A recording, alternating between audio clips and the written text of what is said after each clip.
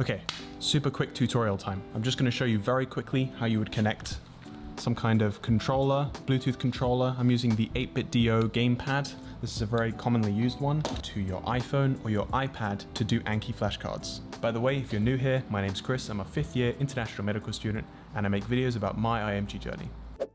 So you guys are probably wondering why would you do something like this? So essentially I use this controller when I'm running on a treadmill and I want to get some exercise, but I also want to do some flashcards because I do a lot of running. So it's like, you know, it can be up to 5 or 6 hours a week sometimes. So it's nice to know that a little bit of that time is going to be productive and I'm going to be doing flashcards. So first things first. Okay, so the first thing you want to do is turn on the controller and you want to press Start and A. And notice when I do that the controller starts flashing.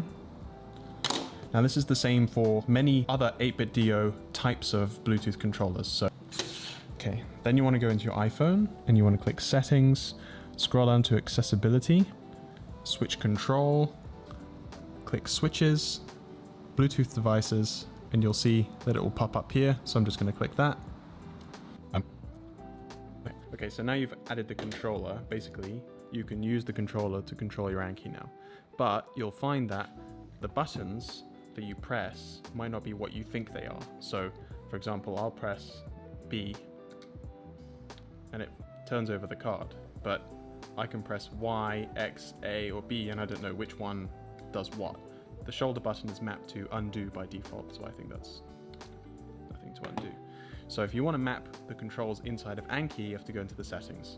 So what we do is you go into settings, we go to review, gamepads, and essentially you can set up your options the way you want it. So you can see that all the buttons here are mapped out to a specific button on the controller.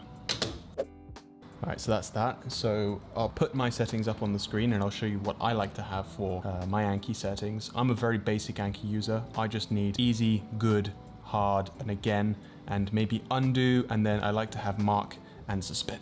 For any cards that I see that are duplicates, let's say in LOL Not a Cop or Zanki Pharmacology, I like to mark and suspend those cards, so I like to set that up. You can also set up different cards to flag different colors if you're into that kind of thing. Basically, there's a lot of customization, but I'm going to put my customization up on the side so you can use mine as a model if you feel like doing that.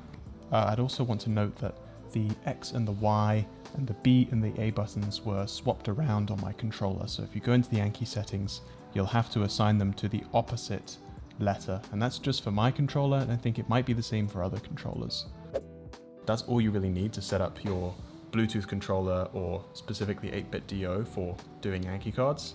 I'm pretty sure the procedure is very similar for other Bluetooth controllers out there, but personally I haven't tried any others, so I can't really vouch for them. Here's another 8BitDo controller on the side that's pretty cheap, and many people use this one instead because it's cheaper than the 8BitDo gamepad. So if you're looking for a Bluetooth controller, a quality one that you can hold in just one hand, you should get that one because this one's kind of big and it requires 2 hands to hold. I'm thinking about making a video, like a super basic introductory tutorial about how to set up Anki for the very first time if you're studying for step 1. So leave a comment down below if that's something that interests you.